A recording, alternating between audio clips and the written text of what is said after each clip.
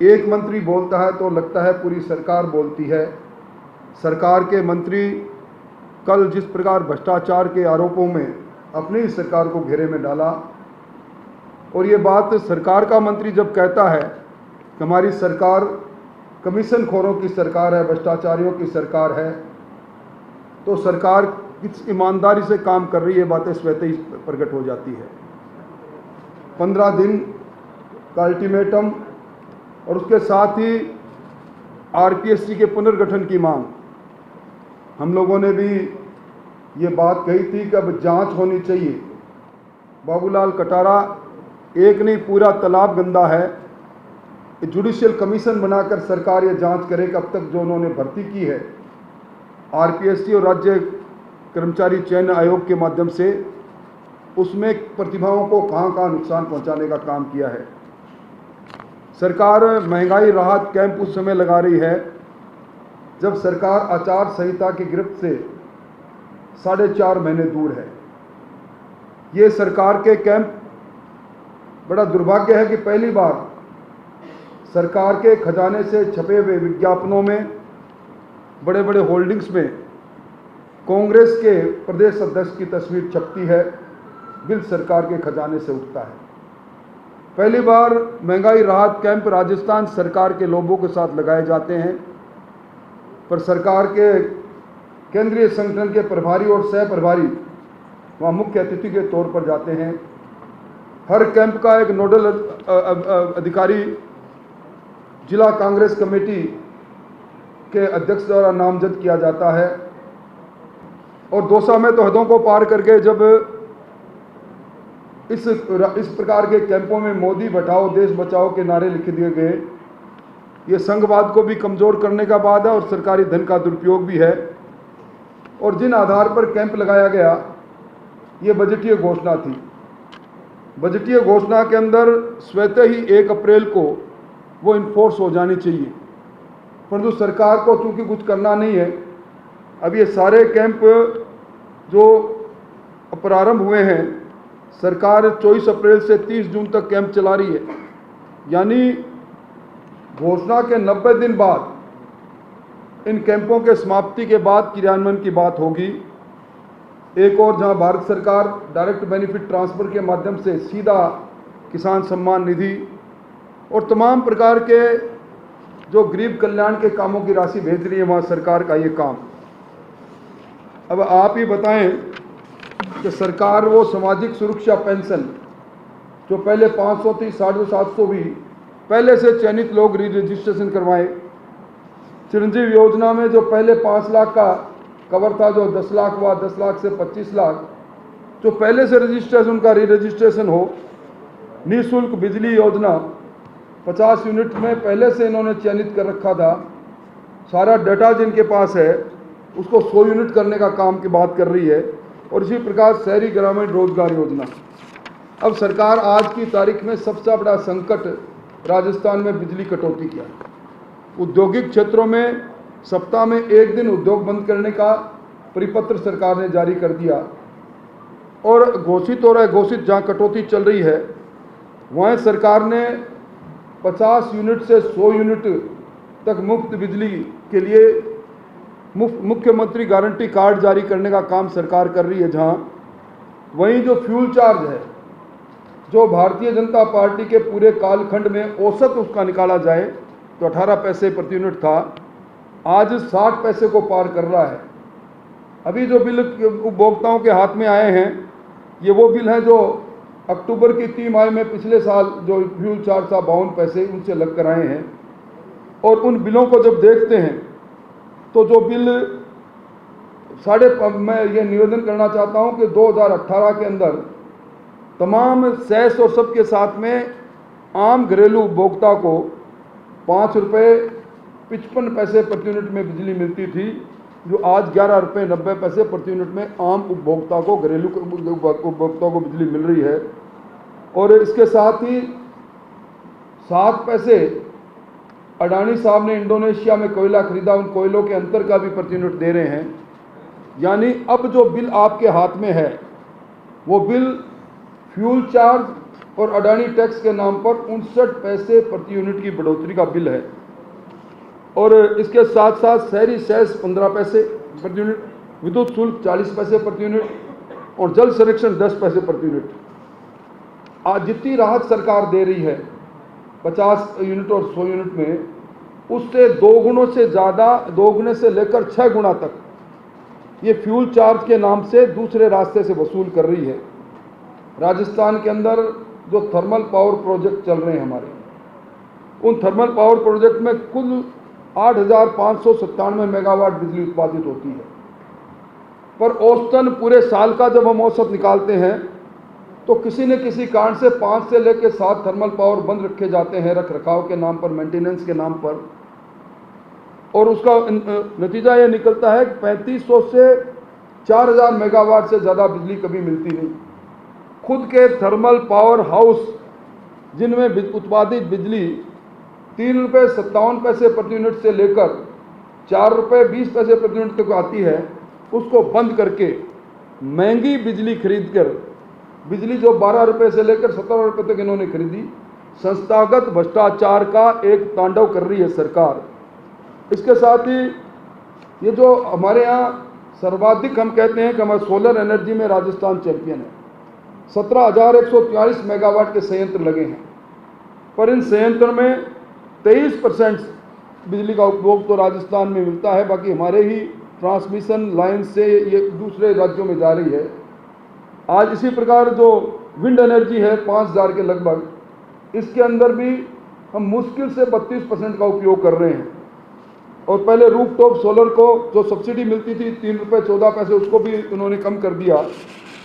कोयला महंगा खरीद कर जिस प्रकार का संस्थागत भ्रष्टाचार किया गया है, वो भी एक अपने आप में एक नायाब नमूना है। अभी हाल ही में एक कंटेनर के अंदर 30% कोयला चोरी का मामला उजागर हुआ। एक कंटेनर में 10 लाख रुपए का कोयला आता है और प्रतिदिन 500 से 600 कंटेनर राजस्थान में आते हैं। ये इन कंटेनरों में मिली भगत करके ये चोरी और इसका भुगतान भी राजस्थान को उपभोक्ता को करना पड़ता है। पिछले आज से 6 महीने पहले आरटीपीपी एक्ट की धज्जियां उड़ाते हुए अडानी जी को, जिनसे विशेष प्रेम मुख्यमंत्री जी का है, उनको 18,000 मेट्रिक टन में महंगा कोयला खरीदा, 5,79,000 मिलियन टन। और अब फिर एक बार इन्हीं 6 महीने के बाद में 3,38,000 मेट्रिक टन तो कोयला 15,000 रुपये प्रति टन से खरीद रहे हैं। और नज़ीर ये दे रहे हैं कि 6% आयातित कोयला मूल कोयले में मिलाना पड़ता है। आज इनसे कोई पूछे कि 6% कुल कंजम्पशन कितना है, यानी खुद भ्रष्टाचार करें। और जो हमारा इलेक्ट्रिसिटी एक्ट बना है 2003 का, उसके सेक्शन 65 में साफ कहा गया है कि सरकार किसी प्रकार की कोई भी सब्सिडी दे तो उसका पूर्व में भुगतान विद्युत कंपनियों को करें। इस सरकार ने पूर्व में भुगतान नहीं किया और अब बड़ी हुई दरों पर 50 से 100 यूनिट कर रहे हैं, उसका भी पूर्व में भुगतान नहीं कर रहा। इसी कारण से सारी विद्युत उत्पादन कंपनियां आज बैंकक्रप्ट की ओर बढ़ रही है। बिजली 23,309 यूनिट बिजली के साथ सरकार दावा करती है कि हम सरप्लस स्टेट हो गए और आज 14,000 मेगावाट 14,000 यूनिट से ज़्यादा बिजली का उत्पादन पीक आवर्स में नहीं होता और सरकार कहती है कि हमारे पास बिजली नहीं है। आज घरेलू श्रेणी की दरों के अंदर पूरे देश में राजस्थान चौथी पायदान पर है, औद्योगिक बिजली की दृष्टि से दूसरे पायदान पर है। और अभी पिछले दिनों पर भी 2021 के अंदर 13,793 करोड़ की बिजली खरीदी गई। आगे का आंकड़ा मेरे पास नहीं है, पर आप अंदाज़ा लगा सकते हो एक साल में 13,793 करोड़ की महंगी बिजली निजी विद्युत उत्पादनकर्ताओं से खरीदी जाती है। खुद के थर्मल हाउस बंद किए जाते हैं। इससे बड़ी क्या बात हो सकती है। और इन्होंने घोषणा की थी 2021-22 में कम एक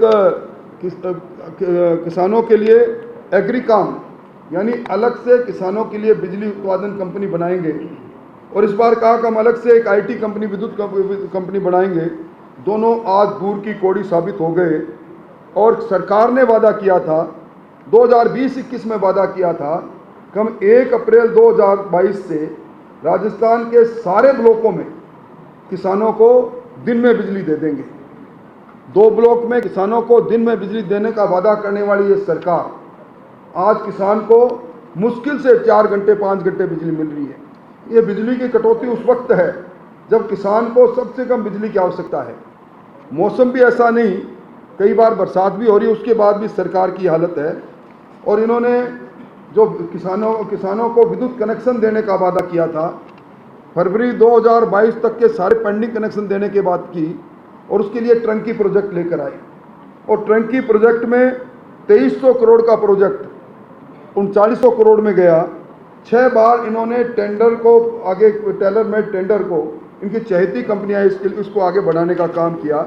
तो मैं कह सकता हूं कि यह सरकार, जिस सरकार ने महंगी बिजली खरीदने में एक रिकॉर्ड कायम किया है, वहीं आज पीने के पानी को लेकर राजस्थान में हाहाकार मचा है।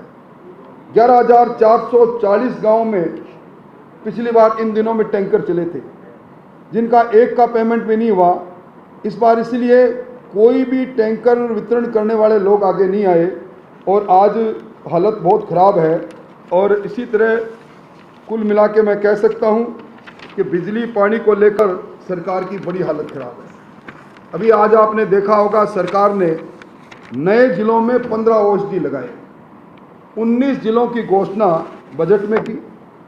कायदे के अनुसार 1 अप्रैल को जब बजट के अंदर राम लुभाया कमेटी की अनुशंसा पर इन्होंने की, तो फिर इनको चूक नहीं करनी चाहिए थी उसी वक्त, चूंकि उस कमेटी ने अगर इनको बताया होगा कि इन जिलों में ये इस प्रकार विभाजन होगा।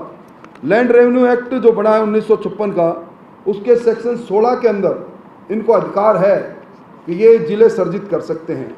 परंतु एक हाईकोर्ट का एक मामला आया था, सही राम आदर्श बनाम राजस्थान स्टेट। इसमें इस लैंड रेवेन्यू एक्ट के सेक्शन 16 की व्याख्या करते हुए हाईकोर्ट ने कहा कि आप नए जिले बनाने का अधिकार तो रखते हो, पर इन नए जिलों की बाउंड्री के लिए नए जिलों में कौन सी पंचायत समितियां, नए जिलों में कौन सी तहसीलें शामिल होगी, इसके लिए आपको प्रारूप का प्रकाशन करना पड़ेगा, आपको आपत्तियां लेनी पड़ेगी। आज सरकार मौन क्यों है? जयपुर, जोधपुर के अंदर इनका विभाजन किया सरकार, तो इनमें औषधि क्यों नहीं लगाए, और इसी के कलेक्टर इन्होंने क्यों नहीं लगाए? आज सबसे बड़ा एक्सप्रेशन है कुचामन और डीडवाना। कभी आपने नहीं देखा होगा, 35 किलोमीटर की दूरी का अंतर है दोनों में। बैरोड और कोटपुतली दोनों शहरों का नाम लेकर जिला बनाया गया। मैं समझता हूं कि ये सरकार की थोथी घोषणाएं साबित होगा। सरकार को चाहिए कि जो राजस्थान उच्च न्यायालय का फैसला है, जो लैंड रेवेन्यू एक्ट कहता है, उससे प्रारूप को प्रकाशित करे। और कुल मिला के इस ट्रांसफ़र की सूची में, ट्रांसफ़र उद्योग में सरकार ने कहा कि बड़ी जीरो टॉलरेंस है उनकी करप्शन के लिए। आप सब लोगों ने प्रतीक जी झाझड़िया का वो कारस्ताना देखा होगा, जब उन्होंने अपने ओएसडी रवि जैन और दलाल अमित शर्मा से गांधीनगर अपने आवास पर 3 लाख रुपए रिश्वत लेते हुए पकड़े गए। आज उसी विभाग में वापस तैनात हो गए। अलवर के अंदर 2500 बीघा जमीन की लूट को जिस कलेक्टर ने विधानसभा में मामला उठने पर सरकार को अपने तथ्यात्मक बात भेजी, आज उनकी भी रवानगी हो गई। मैं समझता हूं कि जिस प्रकार का वातावरण आज बना है, बिजली और पानी से आम आदमी परेशान है। सरकार महंगाई राहत कैंपों का कांग्रेसीकरण कर रही है। सरकार ने जो वो 50 यूनिट से लेकर बढ़ाकर 100 यूनिट तक की फ्री बिजली की, उससे 2 गुना से, उसमें जितनी राहत मिली उससे 2 गुना से लेकर 6 गुना तक ज़्यादा बिल आ गए हैं। बिल लोगों के हाथ में है। अब भारतीय जनता पार्टी ऐलान करेगी, हम इन बढ़ी हुई दरों पर और बिजली की कटौती पर, बिजली और पानी को लेकर अब आंदोलन की घोषणा करेंगे। 1-2 दिन में आंदोलन की घोषणा हो जाएगी। कुल मिला के मोटे तौर पर मुझे यही बातें आपके सामने रखनी थी। और एक मैंने इन सारी बातों का संकलन करके एक पत्र भी बना रखा है, कागज़ भी, वो भी आपके सामने भी पहुंच जाएगा।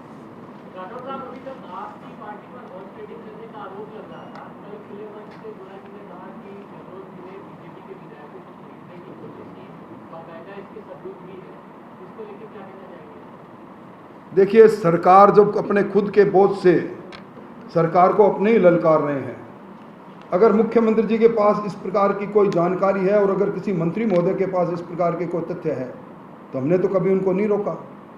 और आज पूर्व उप मुख्यमंत्री जी को याद आया है कि पूर्ववर्ती सरकार के समय में भ्रष्टाचार की कोई शिकायतें थी, तो वो 19 महीने तक उप मुख्यमंत्री बने रहे। उन्होंने कभी ना कि कई बैठकों में उन्होंने स्वीकृत की, उन्होंने क्यों नहीं उठाया? विधानसभा में एक शब्द क्यों नहीं बोले? हमने तो कभी उनको नहीं कहा था कि आप ये जांच करें क्या ये जांच नहीं करें। मतलब शायद उनको जानकारी नहीं होगी कि जिस मामले की खानों के आवंटन की वो बात कर रहे हैं, उन खानों का आवंटन ही भारतीय जनता पार्टी के समय में, क्योंकि इसमें एक गलतफहमी ये हुई थी कि केंद्र सरकार ने कुछ गाइडलाइन, एक परिपत्र जारी किया था। राजस्थान सरकार के पास वो परिपत्र विलंब से पहुंचा। इससे पहले कुछ खानों का तत्समय नियमों के अनुसार आवंटन हो गया था और ये आरोप लगाया गया था कि उस परिपत्र के आधार पर खाने अब आवंटित होनी चाहिए। जानकारी में आने पर सारी खाने वापस निरस्त हुई, कमेटी बनी और कमेटी में जो आवेदनकर्ता जिनका उपयुक्त आवेदन था उनको खाने भी मिली। तो मैं समझता हूँ कि वो निशाना साध रहे हैं, कहीं पे निगाहें कहीं पे निशाना। उनका निशाना सीधा पायलट साहब का जो विमान उड़ा हुआ है ऑटो मोड में, उस विमान से वो बमबारी कर रहे हैं अशोक जी गहलोत पर। और कई बार वो कंधे की तलाश कर लेते हैं हमारे भारतीय जनता पार्टी के नेताओं पर। मैं समझ ये जनता है, ये सब जानता है। ये राठौर साहब जनता को मुंहखोर बनने से रोकने के लिए भी विपक्ष क्या कर रहा है? ये भी तो कह चुके हैं कि मुख्यमंत्री अशोक गहलोत और मुख्यमंत्री राज मिले हुए हैं, दोनों को एक साथ ही रोकना क्यों होता है? देखिए, कोरोना जिस समय फैला था, एक दिन में कई हजार लोगों को कोरोना हो रहा था।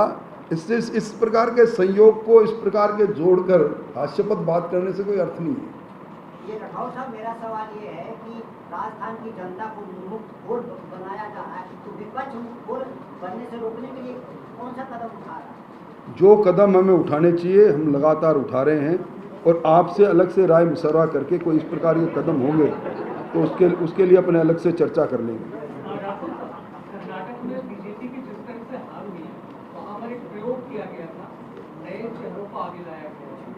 अब आपको लगता है क्योंकि आप स्वयं की एक जिम्मेदार पर है, नेता प्रतिपक्ष का एक अहम भूमिका आपकी रहेगी, तो राजस्थान के लिहाज से आपको रणनीति बदलनी पड़ेगी क्योंकि वो प्रयोग कर्नाटक में पूरी तरह से विफल साबित। देखिए, अब यहाँ जिस बात को आप कह रहे हैं उस पर मैं टिप्पणी करने का अधिकार मुझ पर नहीं है, हमारा संसदीय बोर्ड तय करेगा। पर मैं ये कह सकता हूँ जुम्मेवारी से कि कर्नाटका का चुनाव और राजस्थान का चुनाव दोनों का कहीं मेल नहीं है, बेमेल है। और ये तो कांग्रेस की ए टीम और बी टीम एक दूसरे को ललकार रही है। और आज अगर मंत्रिमंडल का कोई व्यक्ति सीधा आरोप लगाए और मुकेश भाकर जैसे नौजवान विधायक ये कह दें कि रीट के अंदर राजीव गांधी स्टडी सर्किल की भूमिका की जांच होनी चाहिए, हम भी कह रहे हैं भूमिका की जांच होनी चाहिए। हम भी कह रहे हैं कि एक जुडिशियल कमीशन बनाकर अब तक की जितनी नौकरियां दी गई है आरपीएससी में आरएस से लेकर सारी, इन पर सब पर जाँच होनी चाहिए। कुल मिला के मैं कह सकता हूँ कि बत्ती गुल है सरकार की, मीटर चालू है सरकार का, तारों में करंट नहीं, लोग बदहाल हैं। नहीं, अगर गहलोत जी इतने कमज़ोर है कि हमारी सरकार, अपनी सरकार, उस सरकार को बचाने का में भी वो नाकामयाब रहे, दूसरों को श्रेय देते हैं, तो ऐसे कमज़ोर मंत्री को के बारे में मैं क्या कहूँ?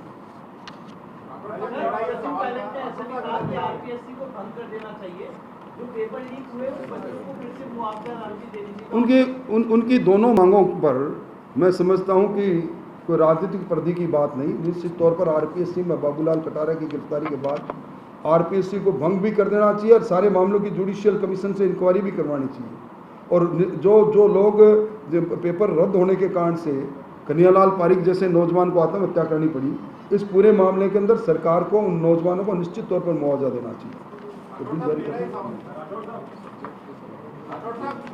अभी सरकार ने 4 जिलों में ओएसडी नहीं बनाई है जो उन्होंने कहा था। देखिए, मैंने आपको कहा ना, सरकार, आपकी सरकार आने के बाद इस नोटिफिकेशन को आप कैंसिल करेंगे या रिव्यू करेंगे? हम आनंद फानंद के अंदर किसी तरह के जिलों को और तहसीलों को और संभाग को बनाने के पक्षधर कभी नहीं रहे। ये रेवड़ियों की तरह बांटकर ये सोचते हैं कि चुनाव की बेतरनी पार कर लेंगे, इससे कामयाब नहीं होंगे। वो कागज़ बांट दे भाई प्रकाश। आज विशेष तौर पर बिजली पर ही बात कर रहे थे और हमें बिजली के वो दो उपभोक्ताओं के बिल अभी 1 अप्रैल है 1 मई का